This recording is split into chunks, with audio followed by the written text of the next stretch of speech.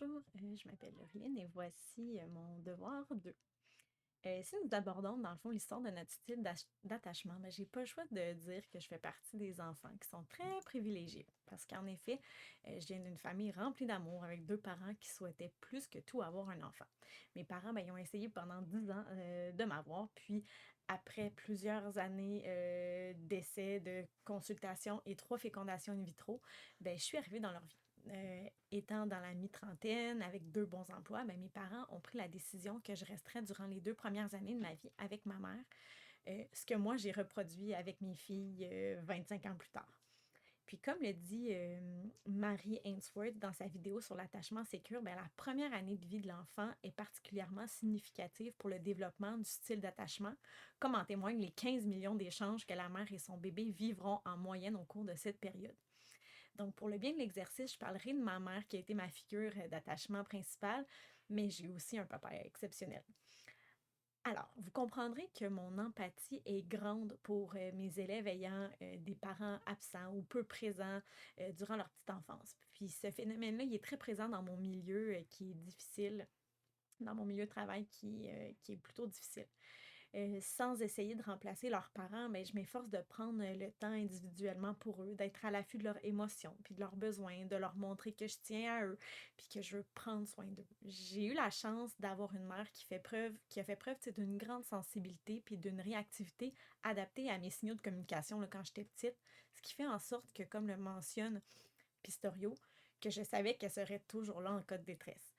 Je souhaite que, comme moi, au contact de ma mère, ben, mes élèves se sentent apaisés en ma présence, puis libres d'expérimenter, là, de faire des erreurs. Puis que peu importe les choix qu'ils feront, ben, je vais les aimer, puis je serai toujours là pour les aider. Je me dis que d'avoir un modèle sécurisant pour ceux qui ont pas eu cette chance-là, ben, ça peut être bénéfique dans leur développement et de ne pas penser qu'il s'agit de la norme là, d'avoir des parents avec un style d'attachement qui peut être évitant. Donc, ou insécurisant plutôt. Lorsque Pistorio parlait de qualité d'une mère avec un style d'attachement sécure, il mentionnait qu'elle est altruisme, bienveillante, empathique, compatissante. Puis je comprends à travers mes lectures que c'est en grande partie grâce à elle, qui a vraiment toutes ces qualités-là, que j'ai toujours eu un tempérament enjoué, curieux, puis j'ai été capable de prendre des choix, de prendre des choix sains dans mes explorations. Aussi, comme le mentionne Seagull et Payne-Brisson, grâce à cette base sécurisante-là, ben, j'ai toujours senti que peu importe ce qui se passait dans mes journées, je pourrais retourner chez nous en ayant la conviction que ma mère m'accueillerait les bras ouverts. Et comme disait Pistorio, d'avoir la confiance inébranlable d'être capable de dépasser les instabilités passagères et de savoir que je retrouverai l'équilibre avec elle. Quel beau cadeau qu'elle m'a offert pour vrai. Avec la vidéo 4.1, la théorie de l'attachement, là, comment notre enfant affecte notre vie, je sais comment notre enfant... Ouais, je suis encore plus reconnaissante que je l'étais déjà, car même à 32 ans, comme on parle dans la vidéo, je sais qu'il y a ces deux personnes-là, donc mes parents, vers qui je peux me tourner si tout va mal. Puis comme je l'ai dit, je veux être cette personne-là aussi pour mes élèves en essayant d'accueillir leurs émotions, d'être cohérente et bienveillante dans mes interventions. Au cours des lectures, ben, j'ai déduit que je faisais partie des adultes sécurisés. Les recherches de Strouf montrent une association systématique entre la classification de l'attachement à la fin de la première année de vie et le développement futur. Puis aussi, selon Fonagy, 3 études longitudinales majeures montrent un pourcentage de 78 à 75 de correspondance entre la classification d'attachement dans l'enfance et les classifications à l'âge adulte. Toutefois, là, je ne perds pas espoir pour mes élèves qui n'ont pas eu la même chance que moi parce qu'il est aussi mentionné là, dans les lectures qu'on peut renverser la vapeur lorsqu'on croise plusieurs adultes signifiants qui démontrent un style d'attachement sécure au cours de leur vie. J'ai donc vraiment, puis sincèrement, espoir de faire une petite différence dans leur vie. Aussi, dans la vidéo 4.1, il était mentionné qu'une grande confiance témoigne d'un attachement sécure. Puis là, je me revoyais dans mes premières rencontres de parents où j'avais évidemment pas là, beaucoup d'expérience, mais que je n'étais pas du tout intimidée là, par ce moment-là que plusieurs enseignantes d'expérience appréhendent encore normalement. J'étais très confiante. J'ai toujours dit qu'enseigner, moi, c'est la chose dans laquelle j'étais la meilleure, que je suis j'ai toujours dit que ça se voyait que j'étais une passionnée de l'enseignement, puis je savais que les parents allaient se sentir en confiance, puis qu'ils allaient ressentir mon amour pour le métier, puis pour leurs enfants.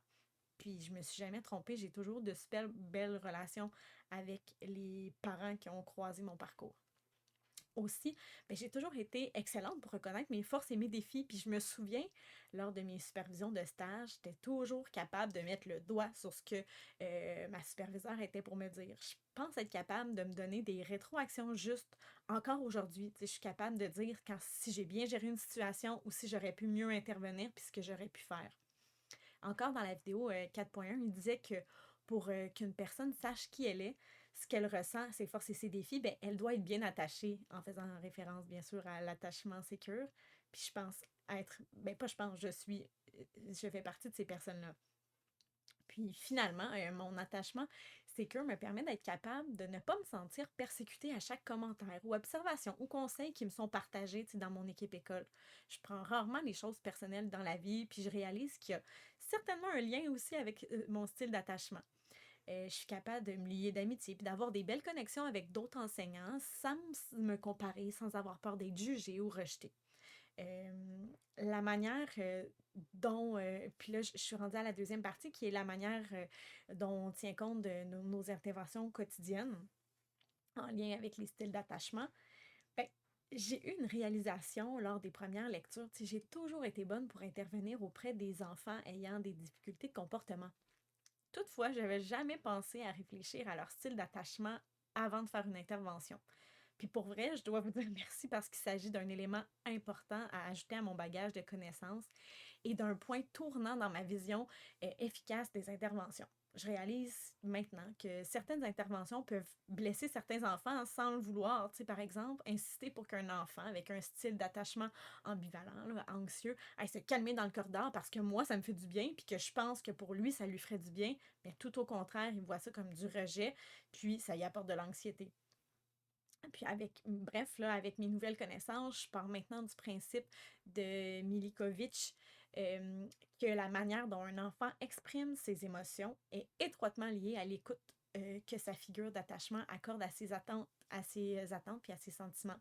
Et pour moi, c'est vraiment parlant et déchirant. Comme j'en ai parlé avant, le vécu de la plupart des enfants de mon école me laisse croire qu'ils n'ont pas pour la plupart un style d'attachement sécure. Souvent, les parents ils font des allers-retours en prison, des parents qui travaillent, des parents monoparentales qui travaillent tellement que les enfants sont laissés à eux-mêmes. On a énormément de cas de DPJ, des parents qui sont pris dans la délinquance, des enfants en famille d'accueil. Donc, je dois être vigilante sur les interventions à privilégier avec des enfants ayant des styles d'attachement désorganisés, évitants ou ambivalents, mais aussi sur ma compréhension de certains de leurs comportements. C'est tout comportement, vraiment, je comprends encore mieux que tout comportement cache quelque chose encore plus chez les enfants ayant un style d'attachement insécurisant. Voici quelques exemples là, qui m'amènent à réfléchir. Là. Selon Milikovic, un enfant qui semble ne pas chercher la relation avec l'adulte, ben, ça cache peut-être un enfant qui préfère inhiber ses pulsions d'attachement de peur de se sentir comme frustré par un rejet. De mon côté, et en tant qu'enseignante, ben, je dois continuer à essayer de travailler le lien tranquillement, puis ne pas baisser les bras en me disant, ben là, il n'y en a pas besoin, il n'en veut pas, de ce lien-là. Puis aussi, devant un enfant qui a une attitude d'évitement, mais je dois voir un petit humain qui a peut-être été blessé par le passé par ses proches, puis qui préfère lui empêcher ses sentiments de faire surface, car quand il était jeune, ben, on tenait rarement compte de son état émotionnel, ou même qui était victime de vol émotionnel, là, un terme utilisé par Stern. Donc, mon rôle sera, sans le brusquer, d'essayer de l'amener à verbaliser ses sentiments, puis en étant moi-même aussi au quotidien un modèle. Je veux les aider à découvrir ce qu'ils ressentent, puis et non déterminer à leur place ben, la façon dont ils devraient se sentir. Je veux être aussi l'enseignante qui essaie d'éduquer ses collègues quand ils se plaignent qu'un enfant n'est jamais capable d'être sérieux dans certaines conversations, mais qu'au fond, ben, l'enfant il est seulement peut-être déstabilisé et ce qui fait en sorte que leurs actes ben, répressifs à ces enfants-là, ça renforce l'impression négative chez les autres.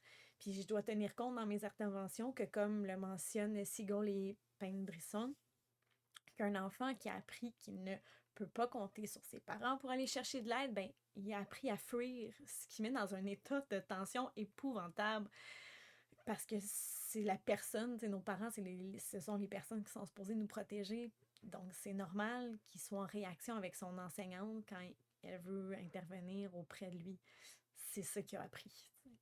Ça fait juste me crier pour moi, faisons preuve de bienveillance puis de compréhension, puis mettons notre orgueil de côté, lorsqu'un enfant, des fois, nous parle d'une façon qu'on n'apprécie pas, on le nomme, mais tout le temps en restant, bienveillant puis doux envers lui.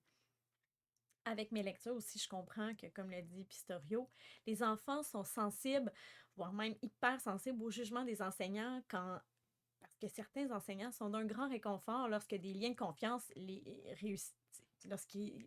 liens de confiance réussissent à être tissés. Puis je vois ça comme un super pouvoir qu'on a parce qu'on devient un genre de parent de substitut temporairement à l'enfant qui, lui, il n'a pas vécu ça avec le parent véritable. Puis il s'agit d'une responsabilité, sincèrement, que je ne prends pas à la légère. C'est pourquoi je trouve qu'il est de mon devoir puis de notre devoir de faire du mieux possible pour faire de bonnes interventions sans violence éducative ordinaire, puis traiter les comportements dans un rapprochement physique puis chaleureux, rempli de compassion, de bienveillance affective, puis tout en cherchant ce qui se cache derrière ce comportement-là. C'est quoi la détresse sous-jacente de l'enfant qui est évident? Puis comme le dit Pistorio, sa vraie tragédie, c'est la mesure de l'immense énergie qu'il développe pour s'autosuffire. Son hyper-autonomie ou son hyper-indépendance, ça témoigne d'une grande fragilité face aux défis des relations interpersonnelles. Ces mots-là, ils m'ont touché droit au cœur parce que je sais que ces enfants-là sont démunis puis ils comprennent mal les codes sociaux. Puis ils se laissent régulièrement emporter par leurs émotions comme la colère, le ressentiment, puis la crainte c'est lié à ce qu'ils ont vécu. Mais ce que je vais tenir compte assurément dans mes interventions quotidiennes, c'est qu'ils font pas exprès, puis c'est un genre de cri du cœur, tu sais. J'aimerais terminer en citant Boris Cyrulnik dans la vidéo Créer un attachement sécure pour son enfant. Lorsqu'il partage qu'à l'école, on ne peut éprouver le plaisir d'apprendre que si auparavant, on a tissé un attachement sécure qui nous a donné confiance en soi, estime de soi, puis qui nous donne le plaisir d'apprendre à l'école, on peut explorer que si on est attaché.